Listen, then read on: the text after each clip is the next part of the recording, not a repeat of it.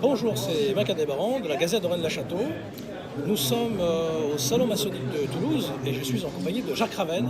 Vous avez déjà eu en interview. Bonjour Mike. Bonjour à toi.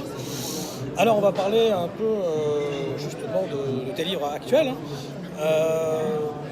Il y a en ce moment la clé et la croix. Donc c'est une suite en fait logique de tout ce que tu as fait avant avec les Templiers. Tu peux nous parler un peu de ce livre-là. Donc en fait, on est un peu dans l'ère napoléonienne. On est dans cette idée-là. Et ça rappelle un peu justement aussi les compagnons de Jéhu, les compagnons d'Éleusis, fantastiques, justement épopées d'une certaine époque. Alors, La clé et la croix, c'est notre avant-dernier livre avec Eric. Oui.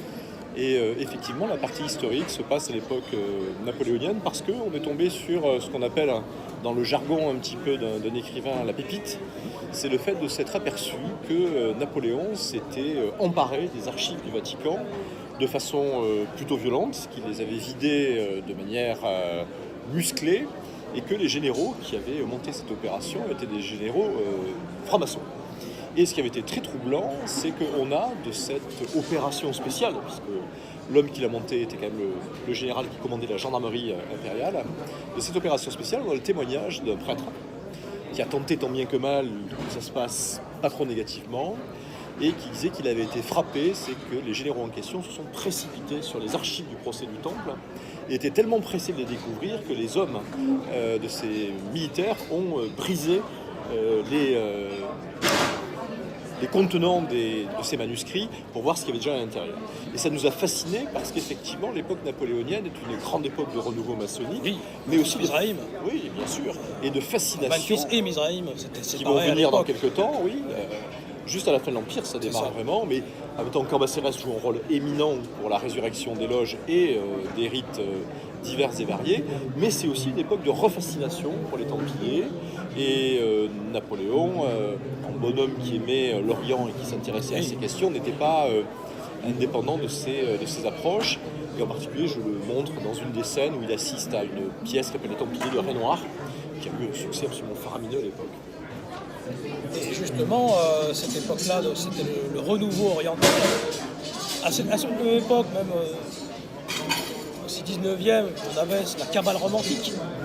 Toute cette idée-là, donc il y avait un renouveau à la fois de la cabale romantique, à la fois justement de Mizraïm, et aussi tout le renouveau d'un autre côté, qui était à l'inverse, plutôt Blavatsky, et le Soleil Noir, on va dire, tout ce qui a eu lieu à la même époque, en fait. Tout ça les va Guido von List, les Lance von voilà, Fels, tout ça va arriver en opposition. Voilà, En opposition. dans la deuxième moitié du XIXe siècle. Mais ce qui est très intéressant pour la question maçonnique, c'est le retour d'Égypte des francs-maçons, Oui. qui vont créer énormément de loges qui préfigurent Memphis Mizraïm. À Montauban. Comme on est à tout. Comment ça, Montauban? La Vieille Bru, par exemple, qui a été une loge qui a beaucoup marqué. Et moi, je me souviens avoir acheté à l'époque le premier article qui était sur les Vieilles Bru.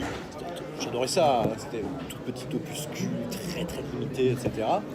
Et on voyait tous les décors égyptiens à l'époque. Et j'ai toujours pensé que en fait, ce qui avait un peu tué la formation à l'époque, c'était le coût de ces temples-là, qui devaient être absolument monstrueux avec les divinités et autres. Mais c'est vraiment une époque avec les sophisiens, avec la Vieille Bru, de personnalités importantes de l'époque impériale qui se lancent dans un ésotérisme égyptien. Alors aussi, en exergue, il y a beaucoup de tes romans avec Eric, en fait, traitent des Templiers. Et en ce moment, on est en pleine résurgence templière. Qu'est-ce que tu penses un peu de cette résurgence templière qui a lieu un peu, qui était dans un certain château? Pour moi, il y a une résurgence templière tous les 40 ans à peu près. Elle est eue en 52. Oui, voilà, on peut même la faire remonter aux années 1760 avec Oui. la stricte observance templière. Exactement, oui. En Allemagne. C'est quelque chose qui ressurgit tous les 40 ans avec des colorations idéologiques différentes. Exactement. C'est ce que je remarque. Donc moi, je prends ça un petit peu à la légère parce que ça me semble pas forcément très important. Je me souviens à l'époque où Aleister Crowley avait créé le Théo, Autopis Orientis, voilà, qui a eu un succès absolument faramineux pour disparaître, etc. Je pense que la puissance, fantasmatique des Templiers est telle que tous les 40 ans, avec tous les demi-siècles, C'est les on Grégoire voit, Templiers. voilà, on voit se recréer quelque chose, mais avec tu le sais aussi bien que moi, avec des succès plus ou moins heureux. Oui. D'ailleurs, Lance von Fels en 1900 avait créé le Nouvel Ordre Templier aussi. Absolument. Oui. Et on sait les liens qui l'unissent. J'en ai parlé dans un de mes livres avec Eric. Oui. On sait les liens qui l'ont uni avec celui qui n'était pas encore celui qui allait devenir Hitler. Voilà, donc il y a beaucoup. Ça a toujours été fécond pour l'imaginaire occidental, mais de manière. Avant bien que sûr. devienne. Absolument. C'est vraiment une époque. Bon, et après, toi, tu connais très bien les résurrections des années 60. Voilà, 50 Pas qui par sont les. mon grand-père Bien Guithieu sûr, qui voilà. était lié à la résurrection Toute l'affaire d'Argentine, templière. etc. Voilà, qui a eu un grand moment. Oui. Un vraiment grand moment. Et puis, hop, ça disparaît. Mais ça revient. Et ça revient. Ça revient un peu. Et ça revient. C'est un phénomène ondulant, en fait. Alors, il y a aussi 669 qui traite en fait toujours du Soleil Noir, puisqu'il y a eu au départ au Torah, le Triomphe des Ténèbres, tome 1. Et là, on aboutit donc aussi à 669. Tu peux nous parler un peu de ce livre-là aussi. C'est le cycle de l'Apocalypse. Alors, 669, on a essayé quand même de rentrer un petit peu dans la mécanique de l'administration nazie et en particulier de la police nazie. C'est quelque chose qu'on n'avait pas fait, c'est-à-dire d'essayer de monter vraiment un roman policier à travers le système d'opposition entre d'un côté une police politique dirigée par Himmler et puis la Kripo qui reste malgré tout une police étatique avec toutes les problématiques avec les hommes, parce que là on se situe au niveau de 44 et bien évidemment la tension est à son maximum. Ça va de soi. Alors tome 6, il y a le Graal du Diable. Et là, c'est la quête initiatique de Vlad. Absolument. Alors là, avec le Graal, le Diable, on était 44. C'est assez mystérieux aussi, tu peux nous parler un petit peu de... Alors moi j'ai toujours été fasciné par la personnalité d'un point de vue littéraire de Dracula. Mais en fait ce qui est assez fascinant, c'est le personnage qui lui a servi de modèle, qui a véritablement existé, qui est Vlad Dracul, et dans lequel le culte du sang, le culte du dragon est évidemment fondateur à la fois de son pouvoir mais à la fois de son idéologie. Et donc j'ai essayé de reconstruire un récit qui pourrait expliquer en fait cette passion assez novatrice pour l'époque donc de ces cultes-là, culte du dragon et culte du sang, qui quand même dans une Europe malgré tout très catholique, très marquée aussi par les questions religieuses, c'est assez, je trouve novateur. Et ce personnage de Vlad Dracul est un personnage qui est quasiment oublié, sauf quand on va en Roumanie, où c'est un héros national. Il y a des places Vlad Dracul, il y a des châteaux Vlad Dracul, il y a des circuits touristiques Vlad Dracul. Les Roumains ont une vision totalement différente du Dracula historique. Ils sont quand même, il faut bien l'avouer, très gênés par celui de Bram Stoker. Ouais. Alors là, il y a le livre des merveilles, toujours dans le cycle du Soleil Noir, voilà, top 7. Là, c'est le dernier en liste. C'est le 7e tome. Et là, on est en plein... c'est un vrai projet qu'il y a eu, hein, le projet Exxon, Sander Tag. Donc c'est le projet qui était vraiment utilisé par l'Ordre Noir pour rechercher les livres, voilà, pour le Wewelsburg. Absolument. Et donc tu es en train de mettre en avant justement ce livre des merveilles qui est recherché, puisqu'il cherchait en fait tous les savoirs ancestraux des sorcières de manière à l'utiliser pour son règne de 1000 ans. Alors, mais très clairement, à partir de 1942, à partir de 1942-1943, on commence à voir un intérêt, mais surtout vers 1943, un intérêt marqué de Himmler pour l'île de sorcellerie. Donc effectivement, des sondeurs commandos sont montés pour les récupérer dans toute l'Europe. C'est Rudolf Levin qui a créé ça. Et pour essayer un petit peu dans toute l'Europe occupée, qui se rétrécit d'ailleurs entre parenthèses à cette époque-là déjà, tous les livres sur les sorcières, jusqu'à avoir une collection qu'on estime aujourd'hui à 13 000 volumes. 13 000. Voilà, qui est assez quand même exceptionnel, parce qu'on prend à la fois des manuscrits, des livres imprimés, des incunables. Et nous, on a essayé de réfléchir, de savoir quelle pouvait être la double face en fait, de la chose. Parce qu'il y a une face politique et il y a une face ésotérique. Et nous, on a créé donc une face ésotérique pour expliquer à travers un livre qui est le livre des merveilles, qui en fait est le premier livre supposé écrit par une sorcière, par une femme, alors que très curieusement d'ailleurs, quand on regarde un petit peu quels sont les scripteurs des livres dits de sorcellerie, c'est souvent des hommes.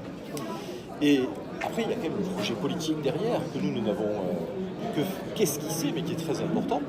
Dans l'esprit d'Himmler, il y avait la volonté de prouver que les sorcières allemandes, alors l'Allemagne au sens large, Suisse, Allemagne et pays d'obédience germanique, que les femmes allemandes avaient été victimes d'une sorte de pogrom de la part des catholiques, d'une tentative de génocide, avec l'idée quand même excessivement tordue de l'opposer au génocide des Juifs. En gros, exactement comme dans on l'a fait nous, mais monsieur, c'est pas notre faute. En fait, c'est les catholiques qui ont commencé avant nous. C'est la même logique en parallèle de la cour de Lucifer d'Ottoran, où il estimait que les déjà... Cathares avaient été exterminés. C'est déjà la pensée effectivement du deuxième bouquin d'Ottoran, beaucoup plus radical. Beaucoup plus radical que le premier, qui était plus idéaliste. Et alors, ce qui est assez fascinant, pourquoi plus radical? Parce que le premier avait été offert. C'était une commande. Une commande. Et surtout, le premier avait été offert à Hitler pour son anniversaire, par Hitler lui-même. Et donc, la commande, il a forcé évidemment la dose comme on peut l'imaginer. Il y avait plein de projets donc, à l'époque, oui, de recherche un peu de plein de choses en fait. Mais là, pour le coup, on a retrouvé en 2016 13 000 livres justement dans une bibliothèque. Hein, oui, c'est exact. À Prague, oui. Qui appartenait donc à la bibliothèque qui n'avait pas été ouverte, qui a été qu'on a retrouvée. À la loge maçonnique d'Oslo aussi.